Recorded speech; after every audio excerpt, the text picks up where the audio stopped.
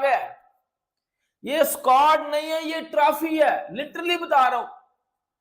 ये स्क्वाड नहीं है, ये ट्रॉफी है, ये आग है, ये तबाही है, ये है चैंपियंस ट्रॉफी जीतने वाला स्क्वाड। लिटरली बता रहा हूं, लिटरली बता रहा हूं।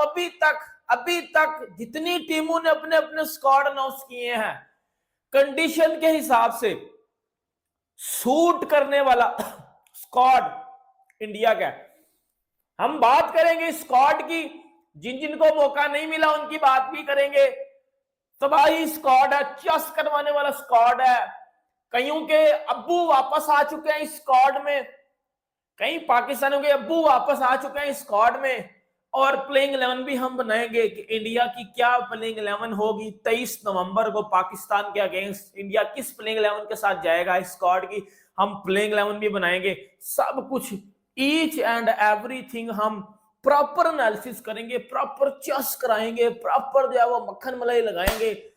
जुड़ जाओ फिर। सबसे पहले मैं आपको स्क्वाड बता दूं, क्योंकि स्क्वाड बड़ा चस कराने वाला स्क्वाड है, फुल चस आएगी स्क्वाड देख के। सबसे पहले अगर आपको मैं बता दूं, इंडिया का जो लोग हैं उनका मिक्स रिएक्शन आ रहा है और मैं अपना रिएक्शन दूंगा, क्योंकि पाकिस्तान के अंदर इंडिया के स्क्वाड की बहुत ज्यादा जो है बातें हो रही थी कि पहले इंडिया, देखो पहले अब्बा करेंगे, पहले इंडिया स्क्वाड अनाउंस करेगा, उसके बाद हम करेंगे। हमारे पाकिस्तान के स्क्वाड का अभी तक कोई अता पता नहीं है, फिलहाल कुछ नहीं पता कि पाकिस्तान का स्क्वाड कब अनाउंस होगा कब नहीं होगा। लेकिन टीम इंडिया ने अपना चैंपियंस ट्रॉफी का स्क्वाड ऑफिशियली अनाउंस कर दिया है, जो मैं आप लोगों को बताने लगा हूं। लेकिन अभी तक आप लोगों ने चैनल सब्सक्राइब नहीं किया तो सब्सक्राइब करो, और सब्सक्राइब करते साथ ही बेल आइकन दबाओ। देखो यानी टीम इंडिया में आपको पता है कि इस टाइम पर चैंपियंस ट्रॉफी जो है वो अपनी यूएई के अंदर करवा रहे हैं, मतलब उनकी चैंपियंस ट्रॉफी यूएई के अंदर हो रही है, हमारी वाली पाकिस्तान में हो रही है। लेकिन हमें भी अपनी चैंपियंस ट्रॉफी खेलने के लिए यूएई जाना पड़ेगा, क्योंकि इंडिया वाले नहीं आ रहे। और जब अब्बा नहीं आ रहे हैं तो फिर यहां पर मनाओगे कैसे उनको? देखो वो नहीं मानेंगे, जो भी हो। उन्होंने स्क्वाड अनाउंस किया, उसके ऊपर नजर डालते सबसे पहले कप्तान रोहित शर्मा इस टाइम पर ओडीआई 2024 में 53 की एवरेज से बैटिंग कर रहे थे, और 2025 का इनका पहला ओडीआई मैच होगा चैंपियंस ट्रॉफी वाला।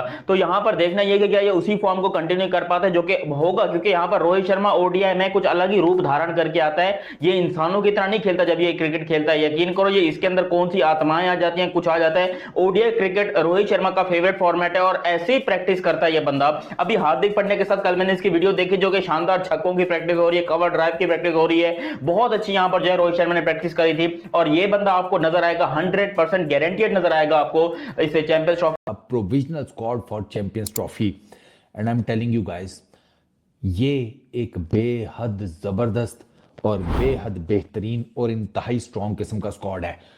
उन सारी बातों को अगर आप साइड पे कर दें, इसको होना चाहिए था, इसको नहीं होना चाहिए था, ये है वो है, इसकी जगह क्यों नहीं बनती, उसकी एवरेज देखो, फलाना टिमकाना, आप ये सारी बातें साइड पे करके भी अगर स्क्वाड को देखेंगे ना, आप कहेंगे कि यार रोहित, गंभीर, अजीत अगरकर, इन्होंने सिर जोड़कर वो वाला काम किया कि पैसों की टेंशन नहीं है मुझे, भैंस की आंख, पूरा मोहल्ला जानता है, हर किसी से उधार ले लूंगा, कोई दिक्कत नहीं है। टीम ऐसी बनाओ कि भाई चैंपियंस ट्रॉफी में हमारी ये जो घोड़े लगे हुए हैं ना, रेप्यूटेशन, वो वापस आ जाए। स्क्वाड सुने, Rohit Sharma captain, Shubman Gill vice captain, Yashasvi Jaiswal debut करेगा अपना। अच्छा, विराट कोहली, श्रेयस अय्यर, केएल राहुल, ऋषभ पंत, हार्दिक पांड्या, रविंद्र जडेजा, अक्षर पटेल, वॉशिंगटन सुंदर, कुलदीप यादव, जसप्रीत बुमराह, मोहम्मद शामी, अर्शदीप सिंह। सबसे पहले बात, कुछ लोग कह रहे हैं काफी बैलेंस्ड है, और मैं उन लोगों में हूं जो कह रहे हैं कि काफी बैलेंस स्क्वाड है, और इतने ज्यादा मसाइल नहीं है कि जितना ज्यादा शोर शराबा मचाया जा रहा है कि पता नहीं हाय हाय लूट गए, बर्बाद हो गए, ये क्या हो गया, किसको सिलेक्ट कर लिया किसको। तो हम जरा डिटेल में बात करने की कोशिश करेंगे। ओवरऑल मैंने आपसे कहा था कि आप देखिए तमाम एंगल से, फास्ट बॉलिंग डिपार्टमेंट चेक करिए, स्पिन बॉलिंग, ऑलराउंडर, और फिर बैटर्स, तो मोर और लेस सारे डिपार्टमेंट में भी काफी बैलेंस मुझे तो दिख रहा है। कोई ऐसी कोई खामी नजर नहीं आ रही कि जितना लोग शोर शराबा मचा रहे हैं। अब बात यह है कि 15 बंदे ही आपने अनाउंस करने हैं, 15 के ज्यादा 20 तो अनाउंस नहीं कर सकते कि वो क्यों नहीं है। तो अगर ये बात है कि वो क्यों नहीं है, तो वो जो भी है वो किसकी जगह पे होना है, ये भी तो साथ बताना होता है कि नहीं, कि हाँ जी वो बंदा अगर नहीं है तो किसको बाहर बिठा के किसको उसकी जगह पे लेके आना है। तो ऐसे बात होती है। वैसे तो मैं बैठे बैठे आपको 10 12 15 लड़कों के नाम ले दूं, वो क्यों नहीं, वो क्यों नहीं, वो क्यों नहीं। तो भाईजान अब बात यह है कि जिनको रिप्लेस करके आपने उनको डालना है, फिर उनका नाम बताए ना कि ये इनको बाहर निकालें और उनको डालें।